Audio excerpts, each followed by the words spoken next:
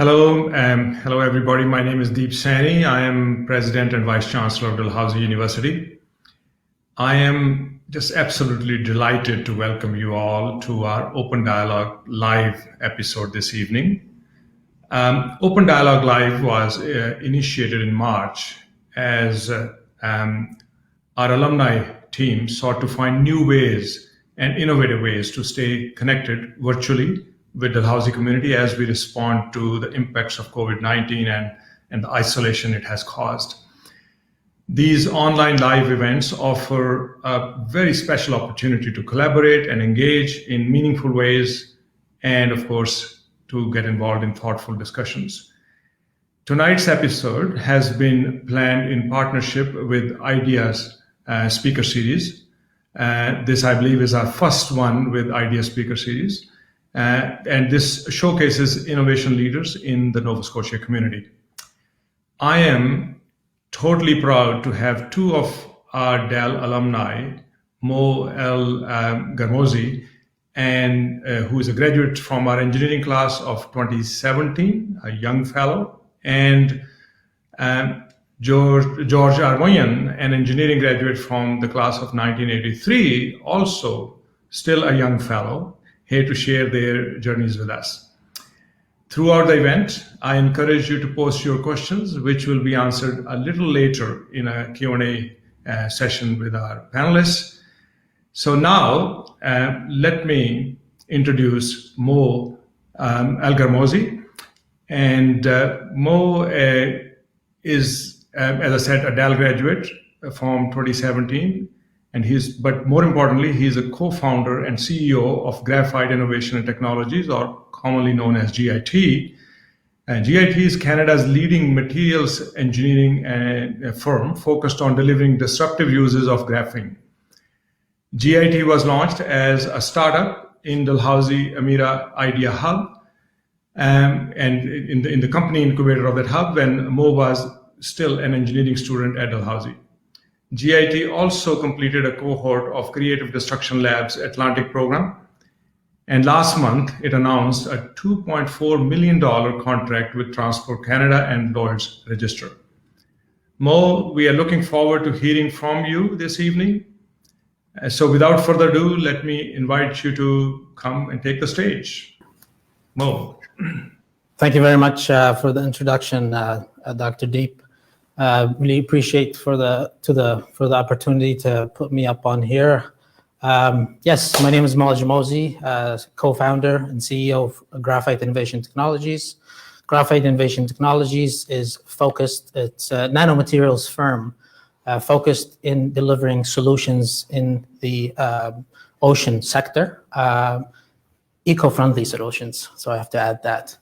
I moved to Canada almost 21 years ago, me and my family, my mom, my three sisters, and a brother.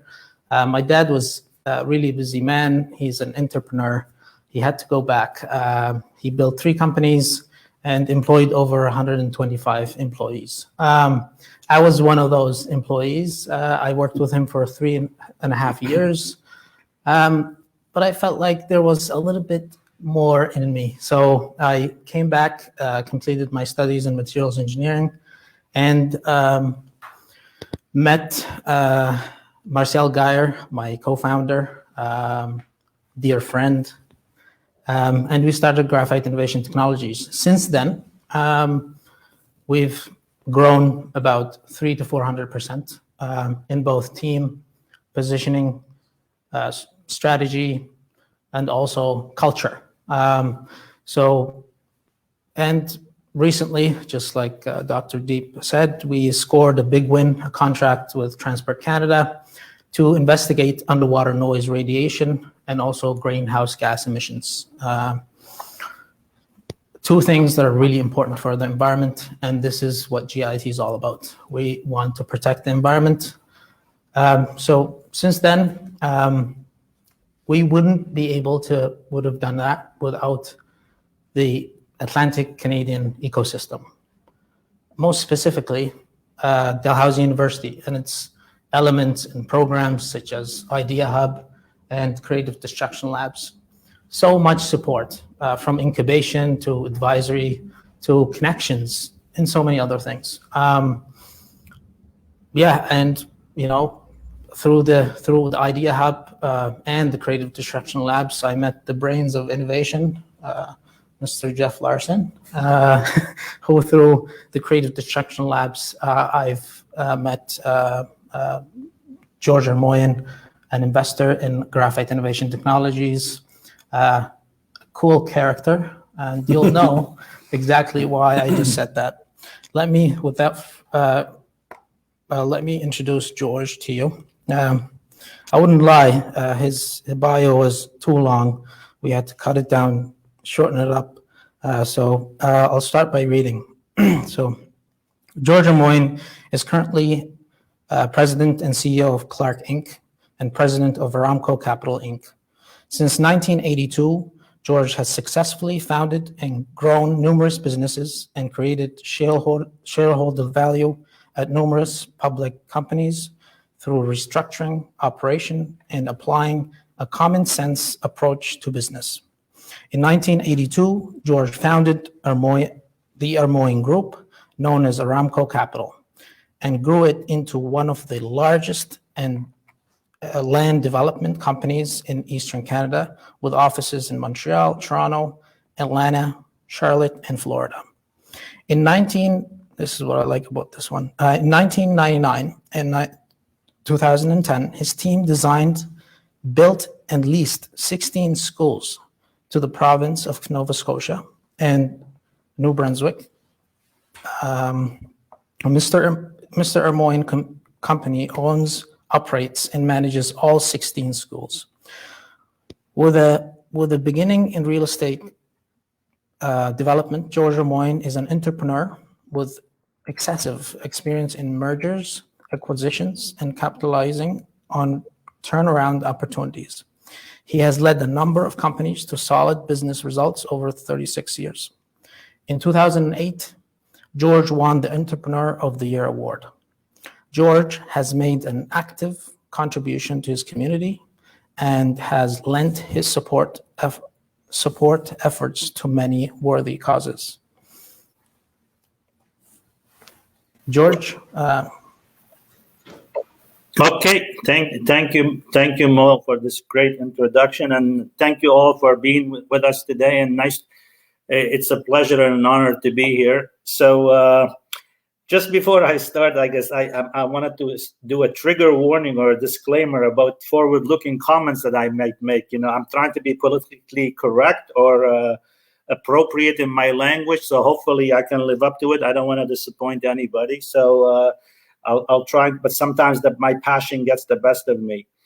So I'll give you guys I'm going to share with you a little bit of a journey, my journey to where I am today, and give you some background. But I'm better in answering questions, so I'll try to keep my comments very brief to allow you guys to ask me questions, because there's quite a cross section of people here, and I just didn't know exactly what areas to focus on. But how did I come to Nova Scotia? So I immigrated to Nova Scotia in 1977 when I finished high school in Boston. I was born in Syria. I immigrated to the U.S. and attended high school, and then for economic reasons, where it was expensive universities, I decided to come to the Halifax in 1977, in the fall of 1977. To be honest, I never heard of Nova Scotia before, and I only knew Toronto, Montreal, but I'm glad I did, and I made it home. I made it home since then, or it's my base of operation, and my whole back office and one of my main offices is in Halifax. I attended Dalhousie University, where I graduated in engineering, and people might say, why did I study engineering? Well, to be honest, it was a process of elimination. It wasn't that I was passionate about. I liked math and I liked business, but I didn't want to study business. So I took engineering because the classes started at 9:30 instead of 8:30, and I was living in Lower Sackville, where I still consider Lower Sackville to be my hometown. And that's where I started, at the 70 Cobequid Road, apartment 26 in Lower Sackville, Nova Scotia, to where I am today. During engineering, there was I know one of my wise professors who I have the utmost respect for always made comments, had I really focused on engineering versus changing the system and trying to argue about everything, I would have been a great engineer or a good engineer. I really didn't want to be a good engineer or great engineer or good. I just used engineering as a stepping stone to achieve what I really wanted to do. I knew what I wanted to get. I just didn't know how. I had the desire. I had the fire in my belly. I had a lot of things. I just wanted to get on with it and move on to the next thing. I knew I wanted to be successful. I just didn't know how, but I knew I wanted to work hard and achieve what I wanted to achieve. And one of the things, I believe in a lot of quotes and everything. So there was actually a quote that I wanted to share with you. Why? I guess I didn't study as well. And I can tell you, I wasn't chosen here today to give you guys a talk or share with you because I was the smartest guy in the class or I was the most articulate guy in that class. But one thing I was the most persistent son of a bitch you guys, the class ever seen. I was always very tenacious and if I wanted something. So let me just share with you a saying that I really believe in. It says, the reasonable man adapts himself to the world. The unreasonable one persists on trying to adapt the world to himself. Therefore, all progress depends on the unreasonable man. And that's been a mantra of mine that I've been using all the time. A lot of people that know me know that I'm always trying to argue about making the system better or trying to modify things. And it is really, it's been a foundation. It's been a foundation of my business and my, where it got me to where I got in here. So let me just share with you some of my journey or my career. What I started. It's as they say in real estate, there are really three factors that make real estate very successful, and that's location, location, location. What makes entrepreneurs successful are really the following three things: persistency, persistency, persistency. You can call it pushiness, you can call it tenacity, you can call it, but that's really what drives people, entrepreneurs, and that's what really make them successful, I believe. It is on top of that, you really have to have common sense. And somebody once said common sense is not really very common. And so I tried to use some of these principles to be able to build an organization that today spans quite a few places in North America. And but with the roots in, I never forgotten my roots, and that's in Lower Sackville, Nova Scotia. That's where I started. But right now we employ thousands of people, and we have across Canada and the U.S. and we do a lot of the back office and everything in Halifax. And what are what are some of the principles or some of the things that really drove me or helps us succeed? So let me just share with you two or three couple of quotes that really drives me. Quotes are really something that I really reflect on a lot.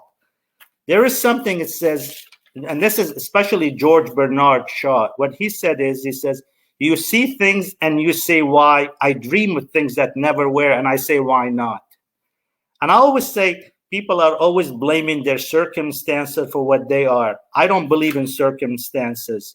The people who get on in this world are the people who get up and look for the circumstances they want. And if they can't find them, they make them. These are really the mantras or the principles that drive me and that allows me to achieve what we have achieved. So I started in 1982 the business and in the real estate development business based out of Sackville. And we start having, back then in 82, we're going through a pandemic right now, which is hopefully is once in a lifetime. When I started back in the early 80s, interest rates were 22%. Probably a lot of you on this call were not even born at that time. But interest rates were at 21 or 22%. There was hyperinflation. It was the worst economic mean, it was as bad as a pandemic. I mean, people were bleeding. I mean, it was just unbelievable. So I'm glad I started at that time, and which also in some way helped me to deal with this pandemic that we're going through right now. We had successes, and I don't really like to talk a lot, but I'd like to share with you some of the things that made me, or some of the situations that really helped me become a better person, a better business guy. And one of them is in 1986, after 4 years of starting my business, one of the banks called my loan. Now, what that means is, for some of you, that means they were lending me money, and they came and all of a sudden said to me that, you know what, you have 10 days or 15 days, you have to pay us everything you owe us. It was quite a blow. It was quite a blow to me. It was just, so I reflected on it, and I pulled myself up, and I called the bank, and I said, you know what? I like to come and meet with you. And they say, why? I said, I want to know why you did that. And first they thought I was going to be like offensive, but I said, no, look, you know what? I just wanted to learn from them on the mistakes, because one of the things I said to them is being defeated is often temporary condition. Giving up is what makes it permanent. And I said, this is just a temporary setback for me. I want to learn from it, and I want to build on it. At that time, I made myself a promise that I'm going to work very hard, and I'm going to work smart, and I'm going to get to a point in my life that I will never, ever rely on a bank again. And I'm very proud to say that today I deal with my businesses without having to need banks. But banks are like spouses. You can't live with them and you can't live without them, but you really need them. And I always like a saying. It says sometimes they give you an umbrella when there's a sunshine, take it away when it rains. So that was really a pivoting point in my life when I learned a lot from it, and I really reflect on it a lot, and it helped me. It helped me quite a bit. Then fast forward, moved to 2006, and when I moved to Toronto. Well, I moved to Toronto in 2003. It was like being in sports. They say when you become good in the minor leagues, you go to the major league. So I moved to Toronto, and I started doing certain things, and it was turned out to be some good things. And 2006 and 2007, I was somewhat the darling of Bay Street in some ways. We did a lot of positive things. It got to a point I stopped believing in my own bullshit, which was really dangerous and scary. And it all came to fruition in 2008. That's really when the reality hit, and that's when I was, I learned that I was mixing up my own abilities with market conditions. And that's one of the things I like to share with you, fellas, is don't ever mix market conditions with your own abilities, because there's a really fine line. And you have to stay humble, and you have to have humility, because if you don't, you can have some of these major disasters, and you have to be prepared for these things. So that's another thing that I had my best year ever in 2007, and my worst year in business ever in 2008. It was like a wild ride. So these are some of the things that I really wanted to sort of talk to you about, sharing with you. And then we had another big pivoting point in 2011 or 2012, where I decided to go and invest in the U.S. because the U.S. was coming out of one of the worst economic conditions in their history. The unemployment was at all-time highs. Everybody was going bankrupt, and I went and invested quite heavily in real estate loans in Charlotte, in North Carolina, in Georgia, and in Florida. And it's people back then asked me, like, "Are you crazy? What are you doing here?" Everybody's and I had a gut feel. I had an intuition, and I really. I bet on that, and I'm very happy. I'm very happy to say it was one of the best decisions of my life that I really made, and I don't want to overanalyze it, and I use my guts and ignorance, but I also use data to be able. I believe a lot in demographics and population trends, so that really helped me in making these decisions. And so these are some of the things that I have done. And then now, I mean, my biggest bet in my, similar to what I did in 2011 and 12, is really I'm betting on oil and gas. And I know some of the young millennials and everything want to talk a lot about green energy and everything, which is I believe in that, and I believe the global warming is not a hoax, it's a reality. But the problem is Canada and the US are one of the best, cleanest energies the world has. It's all what you have to do is go and visit some of these Asian countries in China and India, and to really see what dirty energy, or some of the lack of environmental control. So I always said, actually, I said the Canadian government should give every Canadian $800 or $1,000 to force them to go and leave the country and visit one of these places, because for only then they realize how lucky they are to live in a country like this, and will have more appreciation for it. Now, so as somebody actually recently asked me, so do you think these bets that you're doing here on oil and gas is going to pay off? I said, look, I don't really know. In 3 or 4 years, I can tell you I'm either going to be called a visionary or a jackass. I just haven't figured out which one it is yet. But hopefully in 3 or 4 years, I can really tell you. One of the other things that I got involved with a few years ago, along with Jeff Larsen, who's also here in the panel, and it was mostly at the President of John Risley. Some of you know at Clearwater Seafood, and many other things that John and I known each other for many, many years, is in technology in the CDL, and trying to help create an ecosystem in Atlantic Canada to help young people stay, and to give them opportunities both for mentoring, for capital, and to succeed. It's been a very, very rewarding experience for me. I did it really for 3 or 4 reasons. I did it because I was in a lagger in technology. I'm not a very technologically advanced guy, but I did it. I also did it because I wanted to put back into the community in a way that is impactful, and I believe that we have achieved. I think we believe we have achieved that.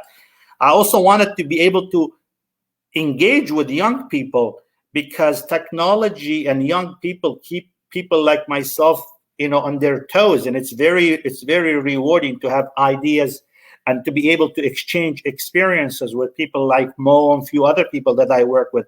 I think, if I'm not mistaken, with the latest count, we have investments in over 80 different technology companies. Some of them are startups, and some of them are later stages. There was a good story in Halifax yesterday about one of the companies being sold. Unfortunately, I was not part of that one there. I should have been, but but my friend John Risley was part of it. So good for them. I think they deserve everything that they have done, and hopefully there'll be more successes like that. But one of the other things I wanted to get involved in technology is because I wanted to see how technology is going to impact other businesses that I'm involved in. Are they going to either deem them to be obsolete, or they're going to help them to become more efficient? Because one of my biggest losses of my life, and I learned a big lesson out of it, was because technology made one of my investments obsolete, and that was a company called Cinram. Cinram was the largest replicator of DVDs and CDs in the world, and I guess the Netflix and the downstream and everything made their product obsolete. So I knew that technology was going to impact it, but being complacent, it didn't really help. And that's why now I want to stay ahead of the curve by doing this. So that's one of the other things I wanted to share with you guys is that really, look, I use some of the very simple, basic things. I like to keep things very simple. People say, what are the secret for a success in business? I said, you know what? You have to have more revenue than expenses. As long as you have more revenue than expenses, you'll do okay. or investing, you buy low and you sell at higher prices. All the other noise and everything that comes with it, it makes it more complex, but you always have to look at things in a very simple way. I also want to learn that how to always have a continuous education or improving myself. Like today, I learned the term trigger warning. I never really knew what that meant, but I'm glad in preparation for this. I mean, I heard of a lot of other public company and lawyers lingo about different things. But then the other, so I can tell you is some of us guys, like people like myself and some, like we always believe in continuous education. And this year, back in February, this was my 20th year of going and doing an executive program in Boston in the business school, because I wanted to improve myself. I want to always learn something every day. And I feel any day that passes without me learning something, then it's a waste. It's a waste. So let me just leave you with the following quote, which is really telling. It says, if you are trying to achieve, there will be roadblocks. I have had them. Everybody has had them. But obstacles don't have to stop you. If you run into a wall, don't turn around and give up. Figure out how to climb it, go through it, or work around it. And that was a quote by Michael Jordan, I guess. So that's how I operate. That's how I do things.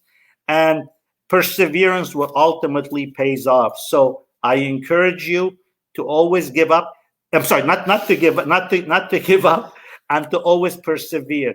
And if I can do it, any one of you should be able to do somewhat or had the success that I had. And I've been very blessed. I surprised a lot of people, including some of my former professors, but I have very big support from my wife, my family, and my mother, and even my mother-in-law thinks I'm a hell of a guy. So thank you for listening. I'll be more than happy to share more or address any of the questions you have, and hopefully some of these comments have been helpful to you.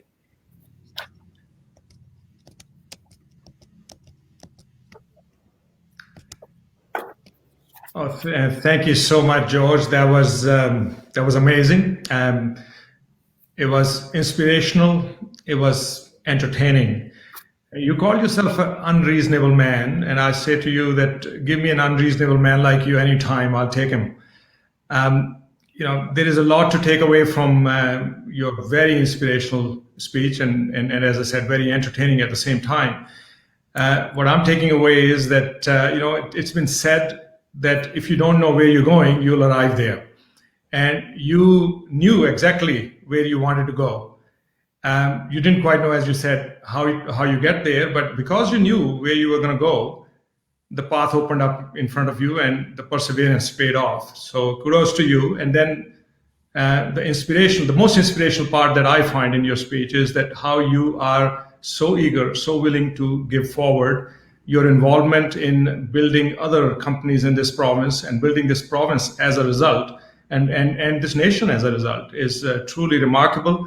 Thank you so much for everything that you're doing in our community, and I'm so proud that even though you got into engineering at Dalhousie by a process of elimination, I'm glad you came to Dalhousie, because we can hold our heads high with pride that you are one of our alumni. I see that there are a lot of great questions coming up from our viewers, and I know that you are looking forward to discussing the answers to those questions. So let me just race forward to that and introduce to you Gina Park, who is a third-year electrical engineering student at Dalhousie. Gina is passionate about the nexus of nanotechnology, biomedical engineering, and clean energy. And she is looking forward to being at the forefront of engineering innovation in Nova Scotia when she graduates. And George, she may come and see you, and perhaps you and her are already seeing each other about the future innovative ideas that are going to come from our young people like Gina. I am also pleased to introduce Jeff Larsen, who's with Gina, who is also Executive Director of Innovation and Entrepreneurship at Dalhousie University and the site lead for the Creative Destruction Lab Atlantic here in Halifax. So Gina and Jeff, please take it away. Thank you very much, Dr. Saini. It's been a pleasure listening to you, George. Very inspirational. We have a volume of questions coming up, so let's get right into it. First question for George. Why did you invest in Mo's company?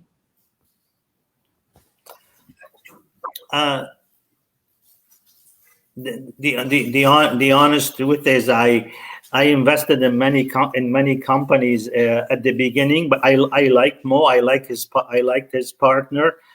But sometimes one of my investment principles is you throw enough shit on the wall, something will stick. So I did a bunch of them, and I was hoping maybe this will be one of many.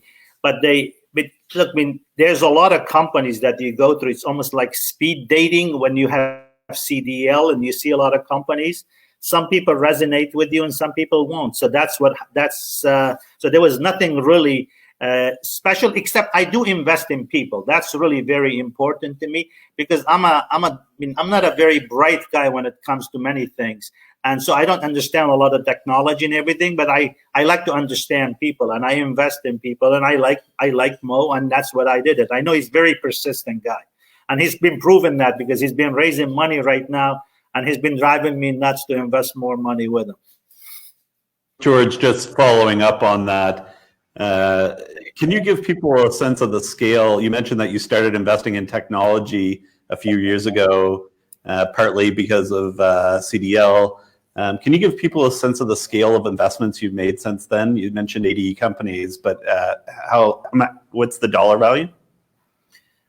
I don't have, thanks, Jeff. I don't have the exact number, but I think we're getting close to $80 million of investment in technology. Not a lot of it are startups.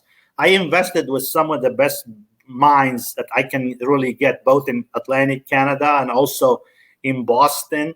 Like one of the guys I invested with in technology in Cambridge, Massachusetts. He's the founder and the chairman of a company that's founded that it's called Moderna, which is one of the vaccines. So, the company is called Flagship Pioneering, which they create new companies, right?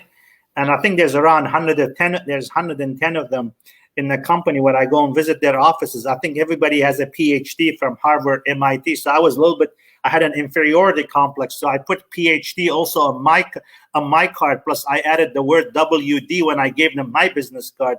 And they said, wow, you have a PhD in what? I said, no, I meant PhD. I'm a persistent Halifax developer. And a WD, that's a wheeler dealer degree I got. So that's the 2 degrees I got. So, but anyway, when I go down there, I lowered the IQ level average goes down, but the common sense goes up, that I bring into them. So I invested in some later companies. I invested in with a bunch of guys from California they call it the secondary market in technology companies that we think they're gonna go public, and we've been lucky on 5 of them. 5 of them ended up going public on NASDAQ, and this is entirely I invested in the people. I really don't know what these companies do. I heard the word enterprise software. It sounded very good, so that's what they do, enterprise software. But beside that, I'm just an investor in people. That's what I really do. But as I said, I put in close to $80 million of my family's money into technology, Jeff. And that's thanks to you and John for giving me the opportunity to participate, because it really got me to go over my fears of being involved in technology. And I'm hoping it pays off. And some of them are already starting to pay off. So that's the magnitude that we invested in this space. I just want to pick up on one thing. You're persistent or pushy Halifax developer. My experience with you is that you often think that that's why you're successful, but it's because you work harder, are very smart, you look at the data, and you really invest in people. So I think the investing in people is the common theme I've seen as far as the investments you've made in CDL companies. But next question we have from Rowan. How do you overcome a fear of taking risks? I always used to have a saying says, guts and ignorance are a great combination. But you don't want to, I mean, don't take the word, what I'm saying, ignorance, literally.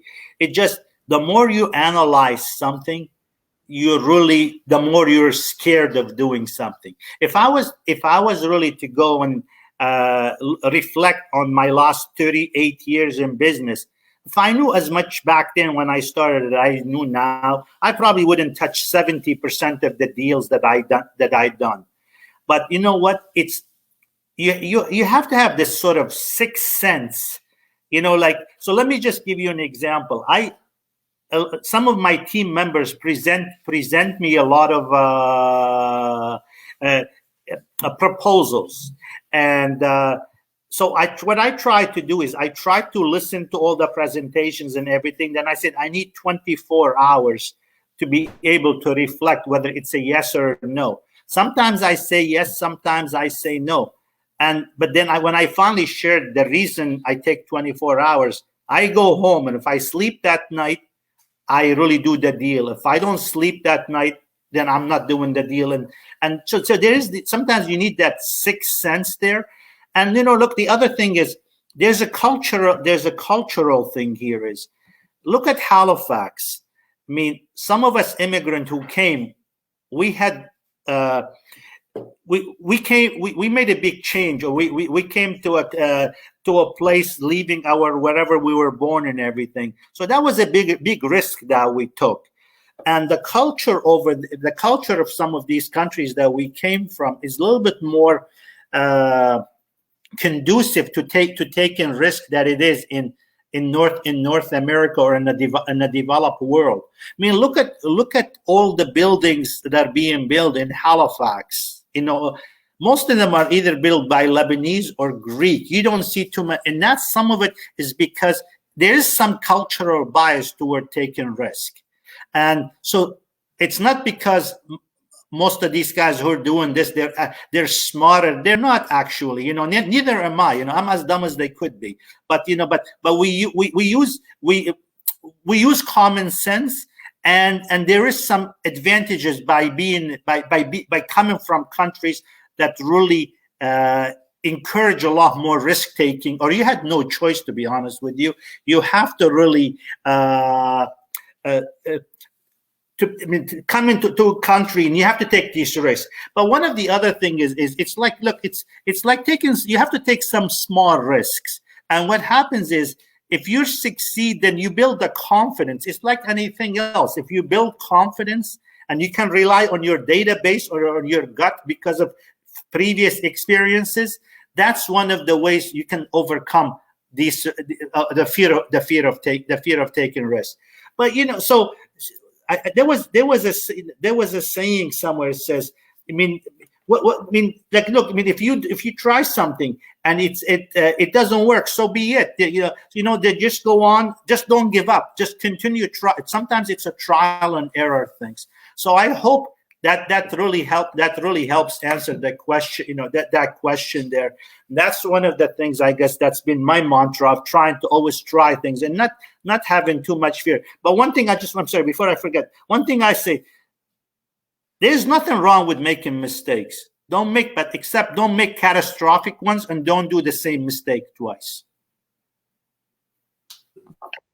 George, I remember a debate between you and Bill Olet from MIT about the nature of an entrepreneur, and you were saying a lot is you're born with a sense of being able to take risk, and Bill was saying that we can actually teach a lot of this, because when you make mistakes, we all know that you're learning, and that entrepreneurs are willing to take risks, but they do a lot of hard work and look at a lot of information and data to understand the risk. So it's a more informed risk.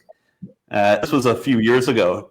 Just wondering what your thoughts are now as to kind of the balance between parts of being born an entrepreneur and parts, what you can learn and what analysis and data can do to manage risk.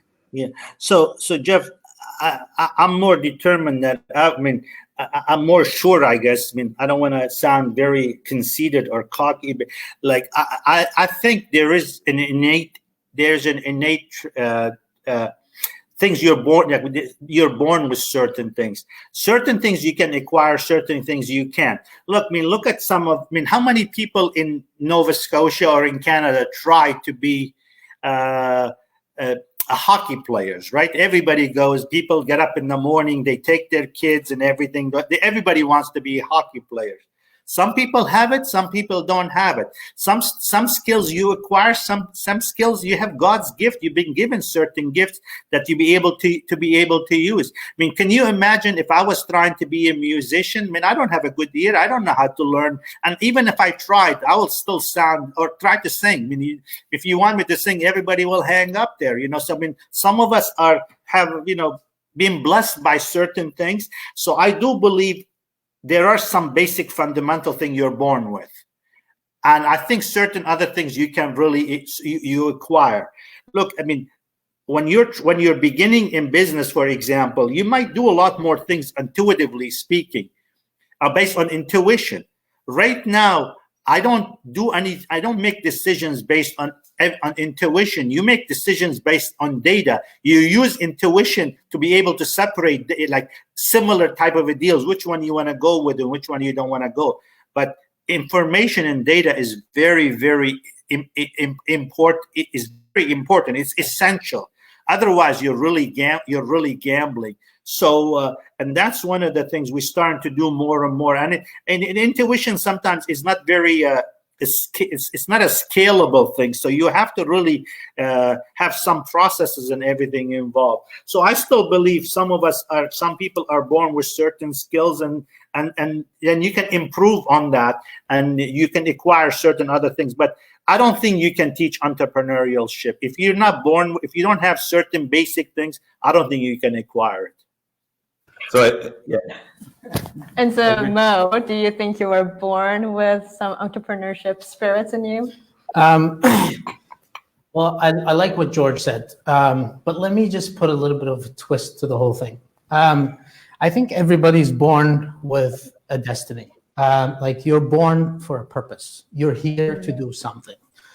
So let's not forget that if you want to do something, the universe actually works with us to actually make it happen. So let's, I don't know, if I want to, the way I manage risk is I imagine the end result of something I want to do. So I imagine it. I create it in my brain. So that way I'm already 50% there. So all I need, I've already created enough data for me to kind of get to where I want and create the path that I really want to get to. But unfortunately, sometimes, I mean, sometimes you score, sometimes you don't. But I don't know if you're born with entrepreneurship, but I can't really comment on that. It's all about destiny, and it's all about your gut feeling at the end of the day. It's kind of weird, but I use my shower time to think and decide on a lot of things that have a lot of risk in them, because usually I'm just throwing all these things in the wall and trying to make a picture. So yeah, I mean, I hope you understood what I meant, but that's my answer. Just one other thing I want to add. Look, there is luck involved. There is luck involved in success. And anybody says that there is no luck, you have to be prepared when the opportunities present themselves to you. And just sometimes, I mean, the saying goes, the harder you work, the luckier you get. But you have to be at the right place at the right time and capitalize on that.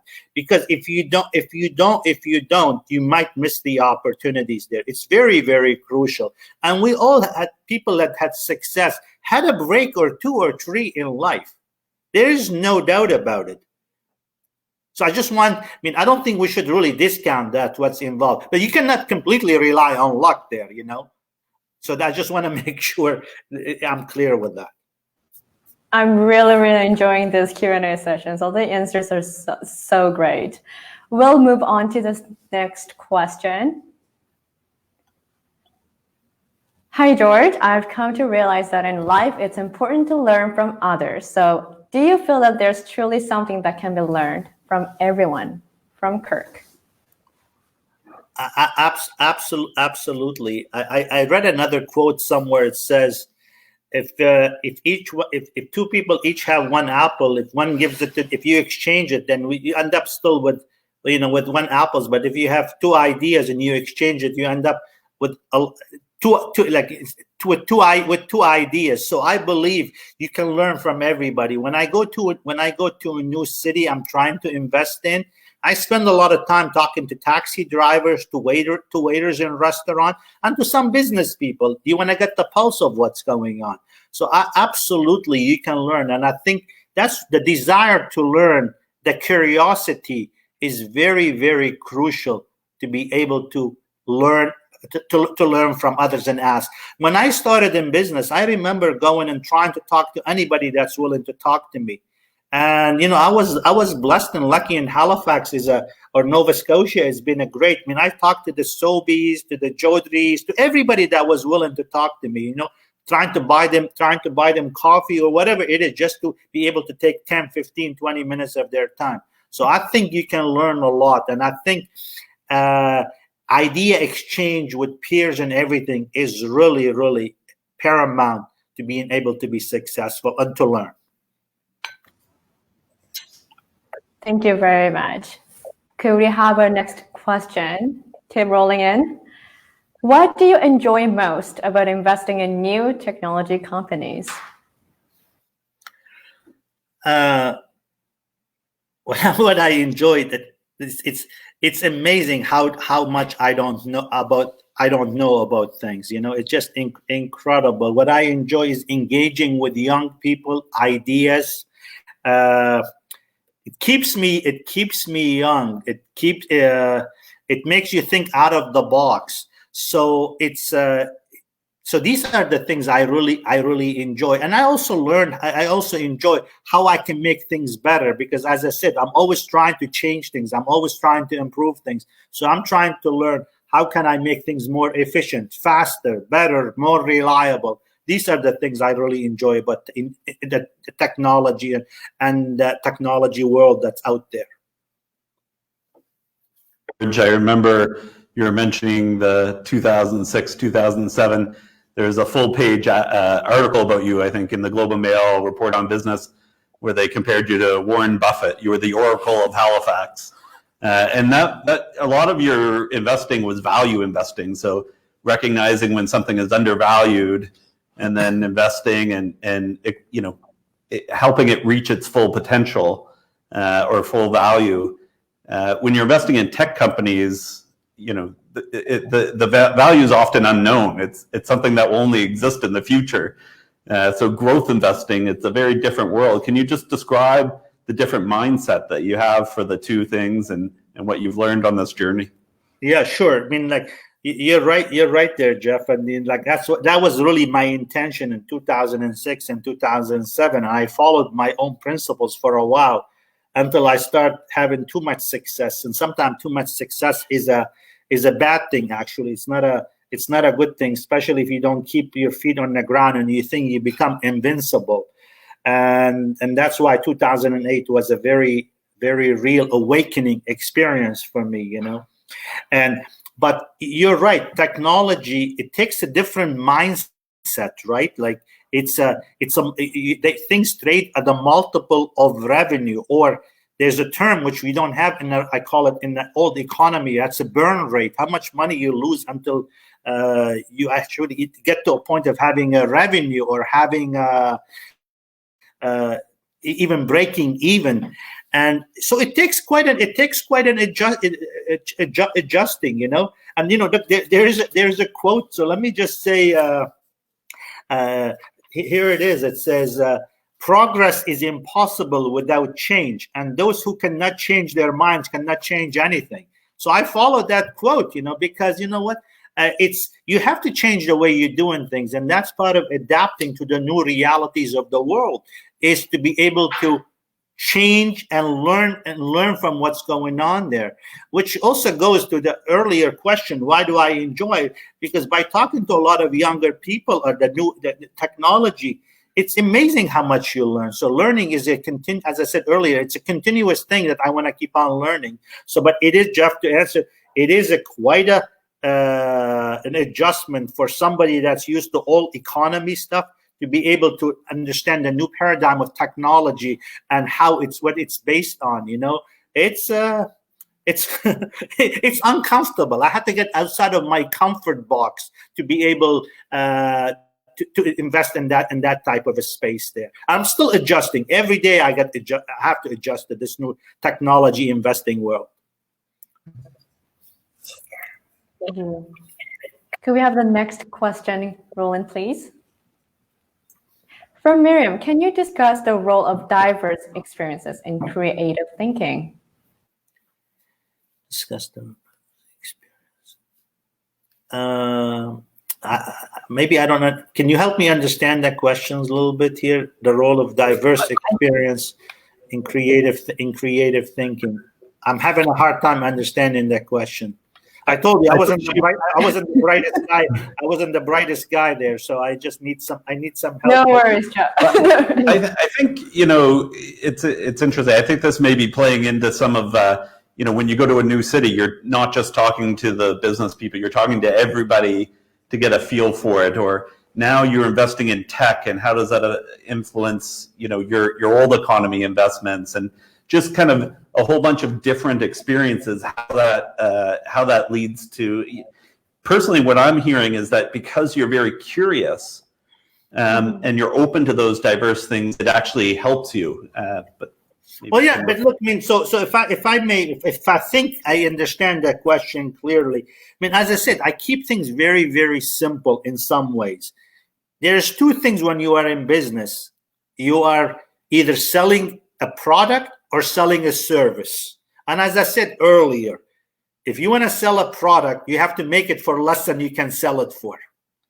And it's same as like if you are selling a service, your cost of providing that service hopefully is less than you can charge for it.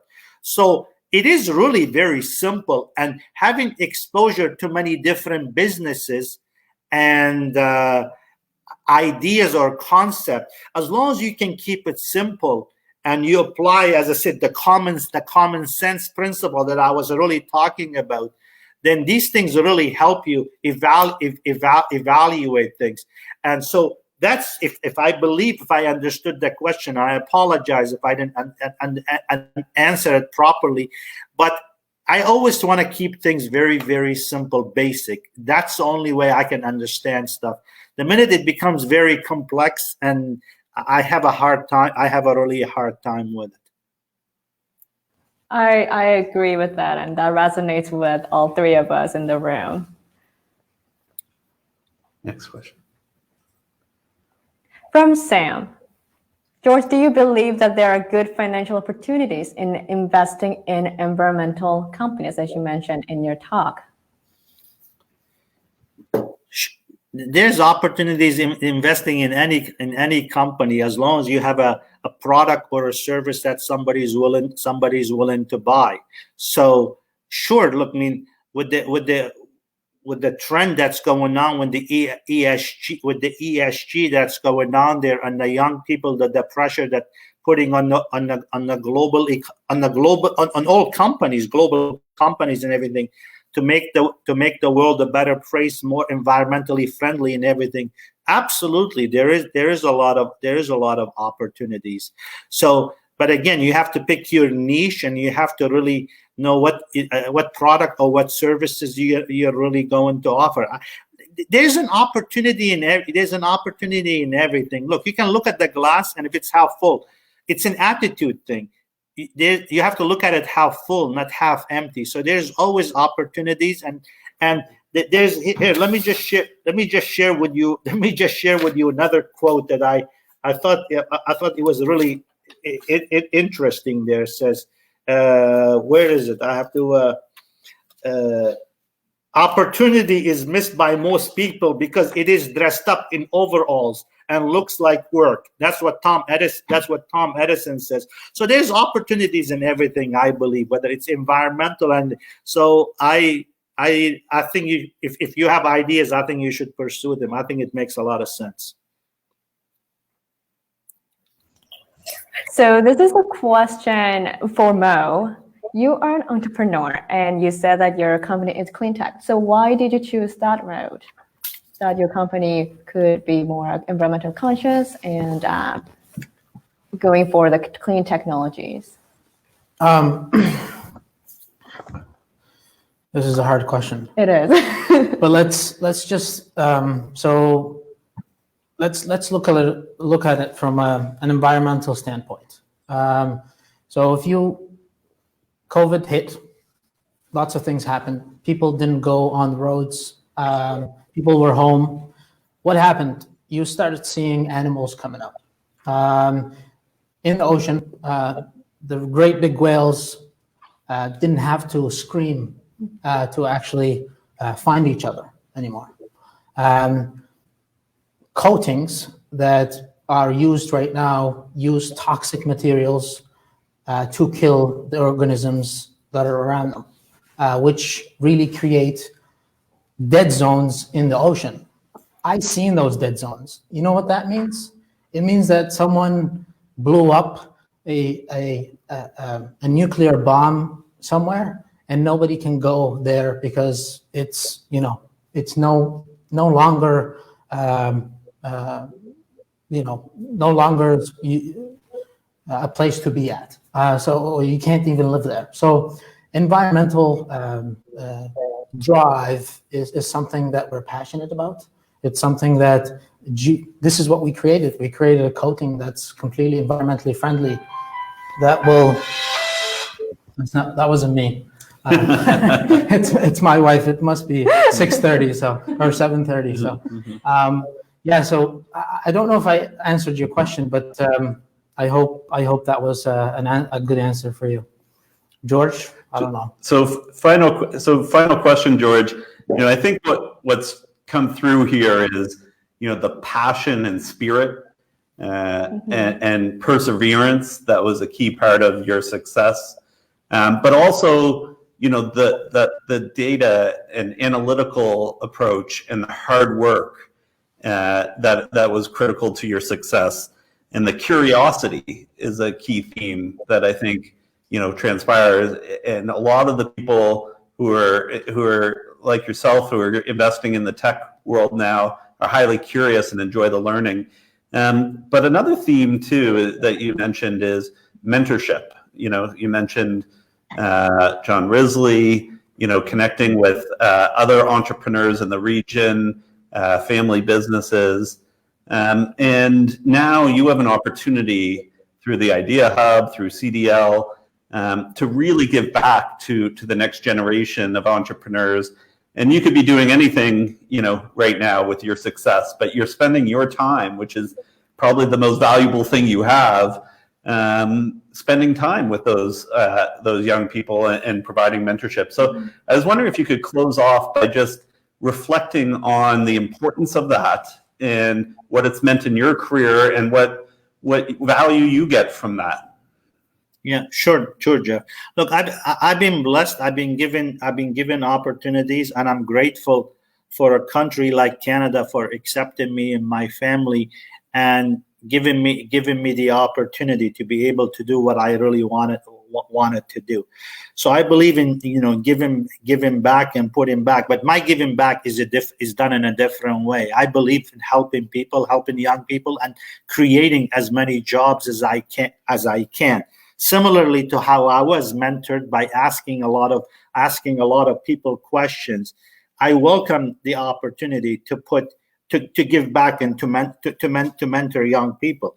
And if anybody on this call that believe they have the passion or the desire and that's willing to succeed, and they think they have the traits that can fit in with some of my philosophies, feel free to drop me a note or send me a resume if you're looking for something. We always like to give young people an opportunity. I mean, my company has probably my executive team, or most of the people are in their early 30s, and some of them been with me since university, and some came afterwards. We're not for everybody. I mean, some of the people make it with us, and some people don't make it with us. It takes a certain individuals, and some people, I always look at it and sometimes I feel like I'm a coach of a football team or a hockey team, and then you bring in certain people with you to help you out, and some of them they become good assistants, and they want to go on their own, and then you support them and you help them in doing that, right? So I like to work with young people. I like to give back, and I like to mentor. I like to mentor people with people that have the potential. I'm a very impatient guy when it comes to. So I don't want to waste my time, but at the same time, when I see people with some talent, I want to really help them and give them the break that they really want. So it is a way for me. I enjoy it, but it is also a way for me to put back to give back to the community and to create an ecosystem or whatever it is. Look, I mean, Halifax is a great place. Halifax is a great city, but it does require also disruption, changing, people changing their attitude and changing their own. I really feel very bad for young people who are in the city of Halifax. Halifax is becoming a very, very expensive place to live in. And, some of it is because of some of the bullshit and the bureaucracy that goes on with the city, and some of the politicians that we have there, that who are how can I put it, who are oblivious to the realities of what's going on. So Halifax right now is becoming one of the most expensive cities to buy a home or to be able to find accommodation. It's you can do for 50% less live in Atlanta or Charlotte than it is live in Halifax. And we have to get rid of as much red tape. We have to disrupt the way that we have to become efficient. And some of you young people have to really challenge a lot of these politicians and everything to change the way they think and the way they create red tape there. Because you know what? Progress is required, and progress without change is going to be impossible. So I am always willing to connect with young people, to mentor them, to invest in them, and to do all this. But also you guys all have a responsibility to go and hold politicians responsible for some of the unaffordability that exists in Halifax, because otherwise it's going to become very, very difficult for young people to be living in this place. So I don't want to give a political speech there, Jeff, but I had to take the opportunity to plug in some of my concerns, some of my frustrations that goes on with a place. There's a lot of good things, but there are certain we could do a lot better.